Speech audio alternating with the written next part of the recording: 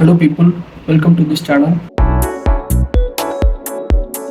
நான் 8 AM அப்போ வந்து நான் ஷில்லாங் ரீச் ஆகிட்டேன். ரீச் ஆனதுக்கப்புறம் என்னன்னா, ரீச் ஆன உடனே போலீஸ் பஸார் இருந்துச்சு. அங்கே போயிட்டு ஃப்ரூட்ஸ் மார்னிங் பிரேக்ஃபாஸ்ட்டுக்காக கொஞ்சம் ஃப்ரூட்ஸ் மட்டும் பர்ச்சேஸ் பண்ணிட்டு நான் வந்து ரிசர்வ் டேன்னு சொன்னேன்ல, அப்போ நான் வந்து ஒரு ஹாஸ்டல் ஒன்று புக் பண்ணியிருந்தேன். அன்ஃபார்ச்சுனேட்லி என்னால் அந்த ஹாஸ்டல் போக முடியல, ஸ்டே பண்ண முடியல, நைட்டு ஸ்டே பண்ண முடியல. ஏன்னா நான் ட்ரெயின் ஜேர்னி அது டிலே ஆனதுனால அதில் போயிடுச்சு. அப்போ நான் என்ன பண்ணேன்னா, நான் உங்களுக்கு காண்டாக்ட் பண்ணி இந்த மாதிரி நான் ரெஃப்ரெஷ் மட்டும் பண்ணணும், செக் அவுட் டைம் வந்து 11 AM வரைக்கும் இருக்குது, நான் வந்து ரெஃப்ரெஷ் மட்டும் பண்ணிக்கிறேன், தூங்குறதெல்லாம் இல்லை அப்படின்னு கேட்டப்போ ஓகே அப்படின்னாங்க. அது வந்து நான் கொஞ்சம் அவுட்டரில் புக் பண்ணியிருந்தேன். ஏன்னா அங்கே பிளேஸ் கொஞ்சம் நல்லா இருந்துச்சுன்னா அடுத்த கனெக்டிவிட்டி, அதாவது ஒரு டிலே இல்லாமல் இருந்துச்சுன்னா நான் நைட் அங்கே ஸ்டே பண்ணிட்டு அங்கேருந்து அடுத்த பிளேஸுக்கு போகிறக்கு பக்கத்தில் இருக்கிறதுனால நான் அதை புக் பண்ணியிருந்தேன். அப்பர் மைலம்ஸ் பேர் வந்து ரெசார்ட்டில் லைக் ஹாஸ்டல்ஸ் பேர் வந்து சில்வர் புக். அது வந்து அப்பர் மைலம்னு ஒரு ஏரியாவில் இருக்குது, கொஞ்சம் ஷில்லாங் தள்ளி ஒரு 5 km சம்திங் அவுட்ரு அந்த ரேஞ்சில் இருக்குது.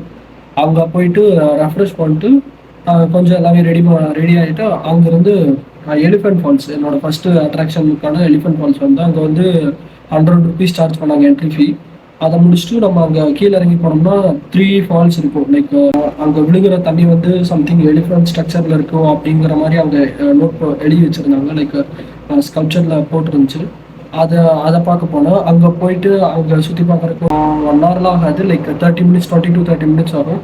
அவங்க என்ட்ரன்ஸ் முன்னாடியே பார்த்தீங்கன்னா காஸ்டியூம்ஸ் எல்லாம் சேல் பண்ணுவாங்க. லைக் காஸ்டியூம்ஸ் போட்டு ஃபோட்டோ எடுக்கிற மாதிரி. காஸ்டியூம்ஸ் சேல் பண்ண மாட்டாங்க, நம்ம அந்த காஸ்டியூம்ஸை போட்டு நம்ம ஃபோட்டோ எடுத்துக்கலாம். அதுக்கு ஏதோ 100 rupees ஏதோ சார்ஜ் பண்ணிருந்தாங்க.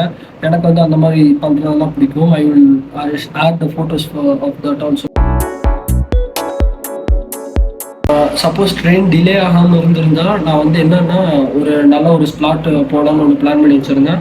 அது பேர் சைம்பே வாட்டர் ஃபால்ஸ். அது ஷில்லாங்லேருந்து அங்கே போகிறதுக்கு ஒரு 3 hours 4 hours அந்த ரேஞ்சில் ஆகும். அது வந்து எப்படின்னா அங்கே போயிட்டு அங்கே ஆஃப் ரோடு கொஞ்சம் போகணும். ஆஃப் ரோடு வந்து அவங்க வெஹிக்கிளில் கூட்டிகிட்டு போயிட்டு அதுக்கப்புறம் அங்கேருந்து ஒரு 1 hour என்னமோ ட்ரெக் பண்ணி இந்தியாஸ் 5th largest கேவ் அங்கே இருக்குது.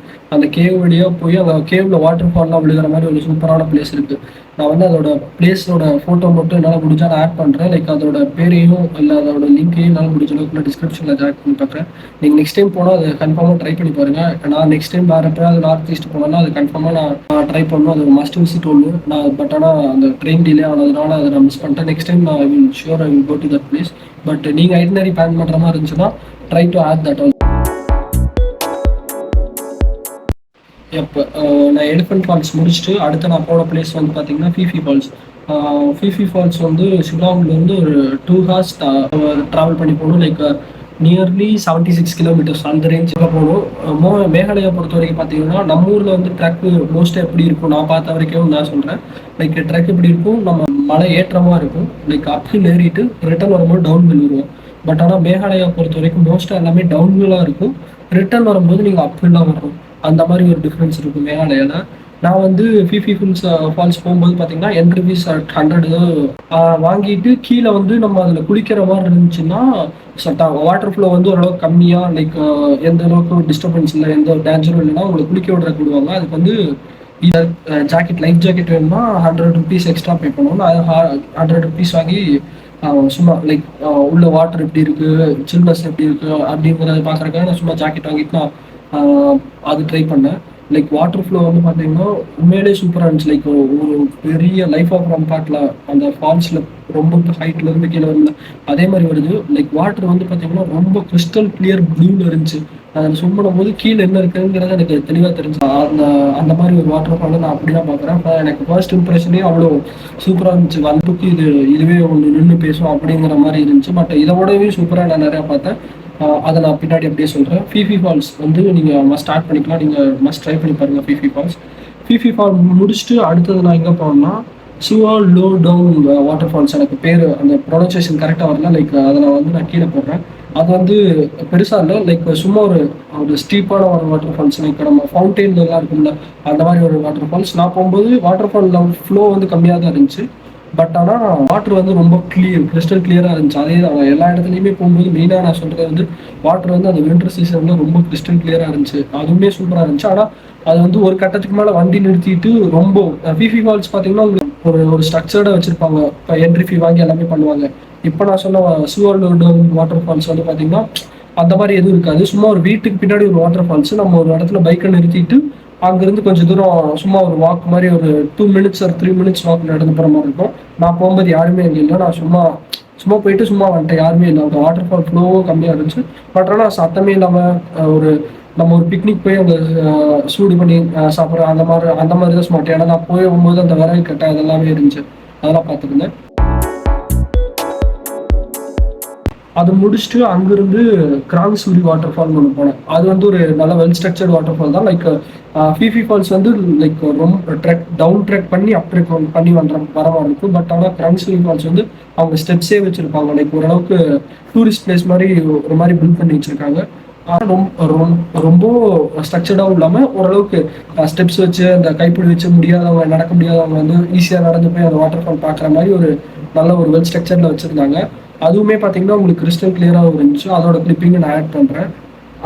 அது முடிச்சுட்டு நான் என்ன பண்ணுறேன்னா, ஆக்சுவலாக இது வந்து இந்த டிலேனால கொஞ்சம் இந்த ஃபர்ஸ்ட் டே வந்து எனக்கு கொஞ்சம் ரஷ்ல போயிருச்சு. அந்த சைன் வாட்டர் ஃபாலும் மிஸ் பண்ணதுனால மற்ற எதுவும் மிஸ் பண்ணக்கூடாது அப்படிங்கிற ஒரு நோக்கத்தினால நான் எவ்வளோ சீக்கிரமாக முடிக்க முடியுமோ அதை நான் ட்ரை பண்ணியிருந்தேன். ஏன்னா அன்னைக்கு நைட்டு வந்து நான் வேற ஒரு ஷில்லாங்கில் எனக்கு ஸ்டே இல்லை. நான் வேற ஒரு பிளேஸ்ல ஸ்டே பண்ணியிருந்தேன். அந்த கிராங்சூரி வாட்டர் ஃபால் முடிச்சுட்டு அடுத்த நான் போன இடம் வந்து துவாக்கி போட்டிங் பாயிண்ட். லைக் அது வந்து இங்கே இந்த துவாக்கி ரிவர் வந்து இந்தோ பங்களா பார்டர்ல இருக்கு. லைக் எனக்கு எக்ஸாக்டா தெரியல. அந்த இந்தோ பங்களா பார்டர் சுச்சுவேஷன்ல அது லொக்கேட் ஆயிருக்கு அந்த துவாக்கி ரிவர். அங்கேயுமே உங்களுக்கு வந்து போட்டிங் எல்லாம் போன சூப்பரா இருக்கும். நிறைய பிளாக்ஸ் எல்லாம் நான் படிச்சிருந்தேன். துவாக்கிக்கு இன்னொரு ஆல்டர்னேட்டிவ் என்னன்னா ஷெங்படாங்னு ஒரு ஊர் இருக்கு. நான் அது கீழே அந்த இது ஊர் பேரை மென்ஷன் பண்றேன். துவாக்கியும் ஷெங்படாங் ஒன்று தான். லைக் துவாக்கிலையும் போட்டிங் பண்ணுவாங்க, ஷெங்படாங்லையும் போட்டிங் பண்ணுவாங்க. ரெண்டையும் கம்பேர் பண்ணுவாங்க. துவாக்கியில் வந்து அதிக டூரிஸ்ட் வருவாங்க. அப்புறம் ஏன் நான் ஷெங்படாங் போனேன் அப்படின்னு கேட்டிங்கன்னா, எனக்கு வந்து டைம் கன்ஸ்டன்ட்னால ஷெங்படாங் கொஞ்சம் அவுட்டரில் இருந்துச்சு.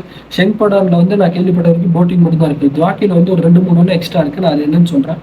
துவாக்கியில் வந்து நீங்கள் போட்டிங் போகிற மாதிரி இருந்துச்சுன்னா, நீங்கள் அந்த துவாக்கிங் போட்டிங் பாயிண்ட் மேப்பில் போட்டாலே போதும். அதுவே கொண்டு போய் உங்களை கரெக்டான பிளேஸில் விட்டுரும். அங்கே போயிட்டு நீங்கள் குரூப்பாக எடுத்தாலும் சரி, இல்லை சிங்கிள் பர்சனாக போனாலும் சரி, ஒரு போட்டுக்கு நீங்கள் வந்து 800 பே பண்ணுற மாதிரி இருக்கும். நீங்கள் குரூப்பாக போனீங்கன்னா நீங்கள் டிவைட் பண்ணிக்கலாம். நான் போகும்போது யாருமே இல்லை, டைமும் வந்து முடிகிற மாதிரி ஆயிடுச்சு. அப்படிங்கிற ஒரு கட்டத்தினால நான் 800 பே பண்ணி அதில் ஒரு போட் எடுத்து ஒரு ரெண்டுலேருந்து இன்னொரு 2 வரைக்கும் கூப்பிட்டு போவாங்க.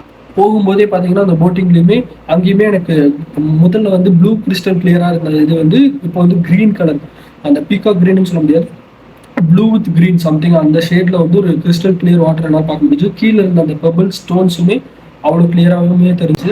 அங்கே வந்து அவங்க என்ன சஜஸ்ட் பண்ணாங்கன்னா, அங்கே துவாக்கிலையும் சரி சங்படாங் அந்த ஊர்லேயுமே சரி நீங்கள் பார்த்து ரிவர் சைட் கேம்பிங் வந்து ப்ரொவைட் பண்ணுவாங்க. அது வந்து ஒரு டிஃப்ரெண்ட் எக்ஸ்பீரியன்ஸாக இருக்கும். அது எப்படின்னா, அந்த அந்த ரிவர் சொன்னால இந்த துவாக்கி ரிவர் பக்கத்துலேயே அந்த கூழாங்கல்லாம் பெருசாக இருக்கும். அங்கே வந்து டென்ட் கேம்ப் மாதிரி ஸ்டே பண்ணிட்டு உங்களை ஈவினிங் நீங்கள் போனீங்கன்னா நெக்ஸ்ட் டே மார்னிங் வரைக்கும் அவங்களே எல்லாமே பார்த்துக்குவாங்க. லைக் டின்னர் பிரேக்ஃபாஸ்ட் அது வந்து 1500 சம்திங் ஒவ்வொரு டென்ட்டு கேம்ப் ஸ்டே பற்றி மாறும். நான் வந்து ஏன் சூஸ் பண்ணலன்னா, நான் இதுக்கு முன்னாடி நான் வந்து Manali Kasol river side camps மணாலியில் வந்து பக்கத்தில் கசோல்னு ஒரு டவுன் இருக்குது. அங்கே வந்து ரிவர் சைட் கேம்ப் நான் போயிருந்தேன். அது நான் ட்ரை பண்ணதுனால சரி இது வேண்டாம், நம்ம இதுக்கு பதிலாக வேறு ஏதாவது டிஃப்ரெண்ட்டாக ஏதாவது ட்ரை பண்ணலாம், ஆல்ரெடி ட்ரை பண்ணியாச்சுன்னு சொல்லிட்டு நான் அங்கே வந்து நான் ஸ்டே பண்ணல. லைக் அந்த போட்டிங் மட்டும் போயிட்டு அங்கிருந்து இந்தோ பங்களாதேஷ் பார்டர் பார்த்தோம். லைக் ரிவர் மட்டும் இல்லை, உங்களுக்கு ட்ரக் டிரான்ஸ்போர்ட்டேஷன் நடக்கும். ட்ரக் டிரான்ஸ்போர்ட்டேஷனில் வந்து என்னன்னா பேசஞ்சர்ஸ் போக மாட்டாங்க. மேகாலயாவிலேருந்து லைம் ஸ்டோன் இருக்குல்ல, எனக்கு எக்ஸாக்டாக தெரில. மேகாலயிலேருந்து லைம் ஸ்டோன்ஸ் வந்து இங்கிருந்து இந்தியாவிலேருந்து பங்களாதேஷ்க்கு அனுப்புகிறாங்கங்கிற மாதிரி அங்கே இருந்த மிலிட்ரி ஆஃபீஸர்கிட்ட நான் கேட்டேன். எனக்கு எக்ஸாக்டாக இன்னும் தெரியல. பட் இங்கிருந்து தான் அங்கே போகுது. அங்கே போகிற அந்த ட்ரக் பாசிங் வேவை வந்து நீங்கள் அங்கே போயிட்டு பங்களாதேஷ் பார்டரில் கிட்ட நின்று நீங்கள் பிக்சர்ஸ் எடுத்துக்கலாம். நீங்கள் பார்க்கலாம் எப்படி எல்லாம் இருக்குது அப்படின்னு. சரி, அங்கே அதை முடிச்சுட்டு நான் கிளம்பும்போது மணி 5. ஆக்சுவலாக மேகாலயா பொறுத்த வரைக்கும் இன்னும் என்னன்னா, நான் போன டைமில் வின்டரில் வந்து சீக்கிரம் இருட்டிடும். மார்னிங் ஏர்லி சன்ரைஸு, சீக்கிரமாகவே ஏர்லி சன்செட் 5 மணிக்கெல்லாம் எனக்கு இருட்டுற மாதிரி ஆயிடுச்சு. நான் வந்து அன்றைக்கி நைட்டு மாவிலாங்னு ஒரு ஏஷியாஸ் கிளீனஸ்ட் வில்லேஜ்னு ஒரு டேக்ல கொடுக்கக்கூடிய மாவிலாங்னு ஒரு ஊருக்கு போகிறதுக்காக நான் பிளான் பண்ணுறேன். நான் வந்து முன்னாடியே நான் வந்து குவாஹாத்தி டு ஷில்லாங் நான் நைட் ட்ராவல் பண்ணேன். பட் ஆனால் அது ஹைவே. இது வந்து எப்படின்னா ஒரு நார்மல் ரூரல் ரோடு மாதிரி, ஸ்டேட் ஹைவே கூட கிடையாது, ரொம்ப நேரவான ரோடு. 5 மணிக்கே ஊரே அடங்கிறதுனால யாருமே மோஸ்ட்டாக எந்த டிரான்ஸ்போர்ட்டும் பார்க்கல. நான் கொஞ்சம் தூரம் வரைக்குமே நானே தனியாக தான் போயிட்டு இருந்தேன். கொஞ்சம் லைட்டாக பேக் இருந்துச்சு. பட் ஆனால் அதை நான் வெளியே காட்டிக்காமல் ஹார்ன் அடிக்காமல் மோஸ்ட்டாக லைட்டு மட்டும் டிம் ரைட்டு மட்டும் மாற்றி அப்படி அட்ஜஸ்ட் பண்ணிட்டு போயிட்டு இருந்தேன். போற வழியில பார்த்தீங்கன்னா, எனக்கு ஆல்ரெடி கிளம்புறதுக்கு முன்னாடி நான் ஒரு 2 மாசத்துக்கு முன்னாடி, அதாவது நான் டிசம்பர்ல கிளம்புனேன்னா, அக்டோபருக்கு முன்னாடியுமே நான் ஐட்னரி பிளான் பண்ணி வச்சுட்டேன். ஏன்னா இடையில ஏதாவது பிரச்சனை ஆச்சுன்னா மாத்திக்கலாம் அப்படிங்கிற மாரி இருந்ததுனால, நான் முன்னாடியே பிளான் பண்ணி வச்சுட்டேன். அப்ப நான் பார்க்கும்போது இந்த அ ம் எங்க துவாக்கியிலிருந்து மாவிடாம அந்த கிளீனஸ்ட் வில்லேஜ் போற ரூட்ல வந்து பங்களாதேஷோட ஃபென்சிங் பார்டர் இருக்குன்னு நான் படிச்சு பார்த்த மாரி எங்கேயோ ஞாபகம். பட் ஆனா எனக்கு அது சத்தியமா எனக்கு அந்த நேரத்துல அந்த நைட்ல நான் அத சுத்தமாவே மறந்துட்டேன். அப்படியே போகும்போது பார்த்தீங்கன்னா, அந்த ரோடு போகுது. ரைட்ல ஏதோ ஃபென்சிங் இருந்துச்சு என்னன்னே தெரியல. அப்புறம் அங்க ஒரு பிஎஃப்எஸ் போலீஸ் யாரோ ஒருத்தவங்க இருந்தாங்க. மிலிட்டரி போலீஸ் ஆஃபீசர் இருந்தாங்க. அப்புறம் அவங்ககிட்ட நான் கேட்கும்போது என்ன சொன்னாங்கன்னா, "இது வந்து பங்களாதேஷ் ஃபென்சிங் பார்டர் ஒண்ணும் பிரச்சனை இல்ல. நீங்க அப்படியே மெயின் ரோட மட்டும் அப்படியே அந்த தார் ரோட மட்டும் ஃபாலோ பண்ணிட்டு போங்க" அப்படின்னாங்க. என்னால நைட் அது ஃபோட்டோ எடுக்க முடியல. எடுத்தேன் பட் ஒழுங்கா எடுக்கல. 5:00 என்னமோ 5, 6 அந்த ரேஞ்சுக்கு கிளம்பி 8 என்னமோ அங்க நான் போயிட்டேன். அங்க போயிட்டு அங்க நான் ஒரு ஹோம் ஸ்டே ஆல்ரெடி இன்ஸ்டாகிராம் பேஜ்ல ஒண்ணு பார்த்து ஒரு ஹோம் ஸ்டே ஒண்ணு புக் பண்ணேன். அந்த ஹோம் ஸ்டே பேர் வந்து கர்மாஷுல் home stay. I will post that home stay in description also. அது வந்து ஒரு நல்ல ஹோம் ஸ்டே தான். எனக்கு ஒரு நைட்டுக்கு ₹1000 சார்ஜ் பண்ணாங்க. லைக் ரொம்ப சின்ன வில்லேஜ் தான். லைக் ஆனா அவ்வளோ சுத்தமா வச்சிருந்தாங்க. அது வந்து அந்த டேக் வந்ததுல இருந்தா இல்ல முன்னாடி இருந்து எப்படி இருந்ததுன்னு தெரியல. பட் ஆனா சூப்பர் கிளீனான வில்லேஜ். அங்க அங்க நான் போகும்போது 8 மணின்னு இருக்கும்போது சில டூரிஸ்ட் எல்லாம் அங்க ஸ்டே பண்ணியிருந்தாங்க. சில டூரிஸ்ட் வந்து அங்க சும்மா ஒரு சின்ன பஜார், ரொம்ப பெரிய பஜார்ல ஒரு 10 கடை இருக்கும். அந்த 10 கடைக்கு வந்து சும்மா பர்ச்சேஸ் பண்ணிட்டு அவங்க டேவ அங்க முடிச்சுட்டு ஷில்லாங்கோ வேற எங்கேயோ போற மாரி பிளான் பண்ணியிருந்தாங்க. அப்போ நானும் அப்போ சும்மா போயிட்டு அங்க நைட் அங்க டின்னர்லாம் முடிச்சிருந்தேன். நான் டின்னர்ன்னு சொல்லும்போது அங்க வந்து மோஸ்ட்டா வந்து ரைஸ் அதிகமா கன்சியூம் பண்ணுவாங்க.